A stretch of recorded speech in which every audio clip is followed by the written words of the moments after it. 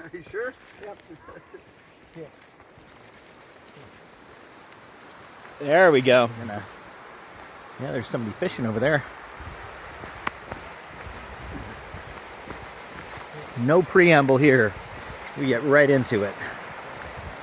Hey, Karoo. This is going to be a little disjointed voiceover on this video from our backpacking trip last weekend. It was a really nice trip. Actually, it was the trip that almost didn't happen.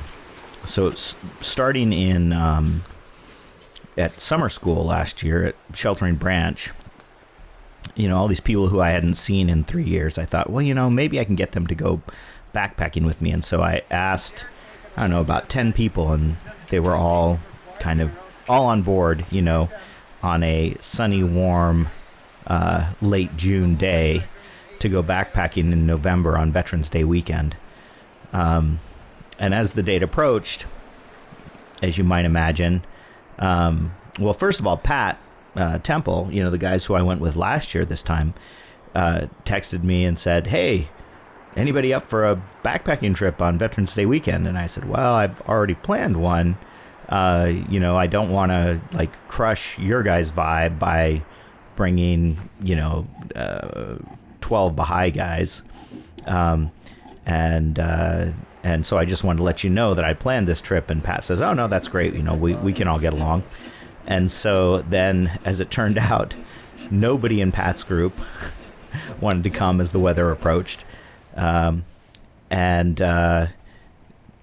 was, the forecast was for rain, snow, and temperatures in the mid-teens 2 weeks out.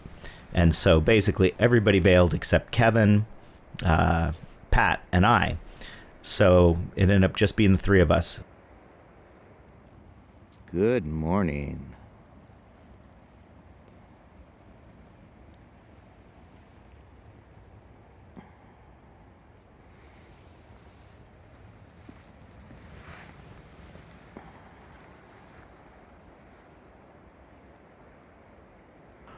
In the end, we decided, the three of us decided that we would go to Pat's cabin up in Wallowa if the weather was too bad.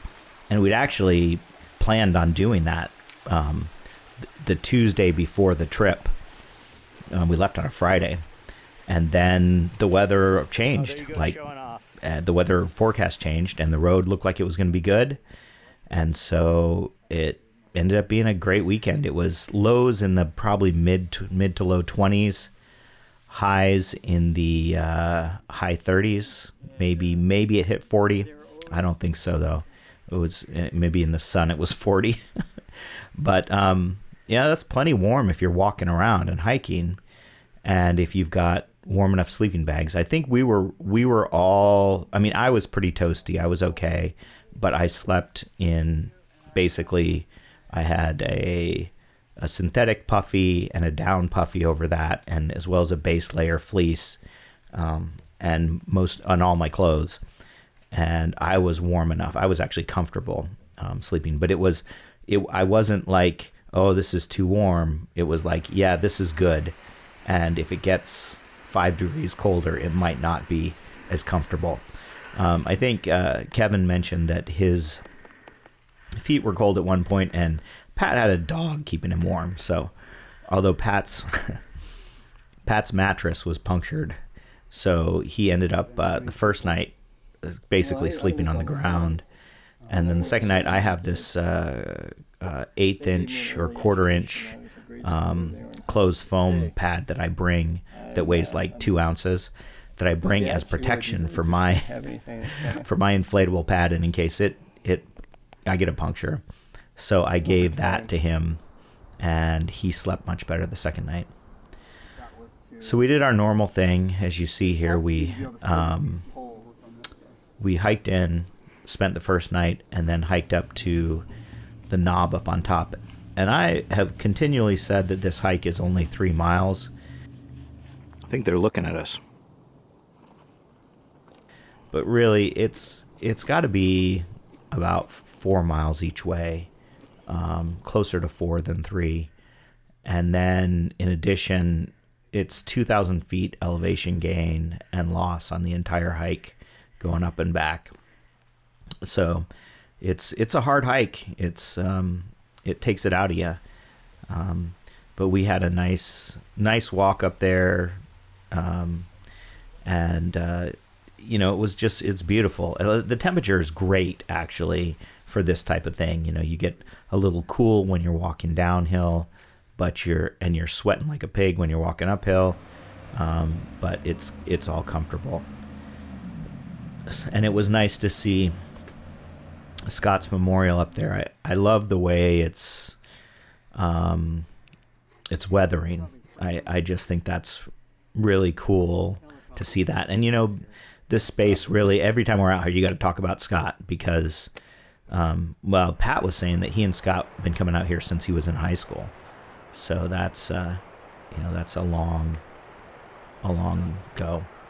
In addition, the last couple times we went, Pat was having trouble with plantar fasciitis, and also he wasn't in as good shape because he'd broken his collarbone and some ribs in a unicycle accident, and he still wasn't kind of back in shape. And it was so great to see him looking healthy and spry again, because that's not always a foregone conclusion that you come back.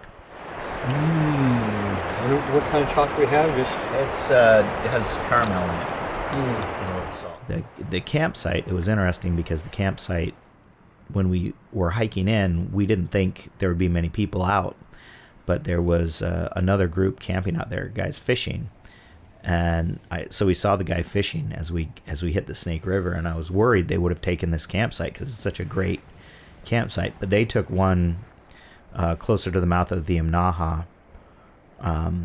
and when we got to this campsite, Pat had come out here with his wife in June, last June, and the wood that he'd cut was still there. Basically, it looked like nobody had used the campsite since he did. So we kind of had to clear it out a little bit. There was a lot of brush and tumbleweeds, but it's a great site. One of the things I enjoyed on this trip was actually doing a little bit of what they call it, astrophotography. I don't know what I'm doing, but I'm getting better at it. The pictures I took this time, I think, are the best I've managed so far. So we had the hike in, the overnight, the hike up to Fairley's Knob, and then just kind of walked out.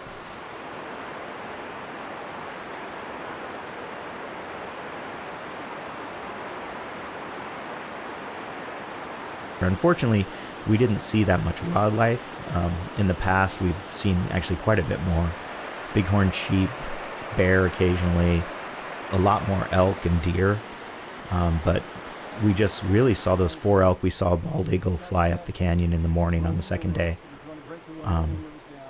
We've seen otters in the river, but not on this trip.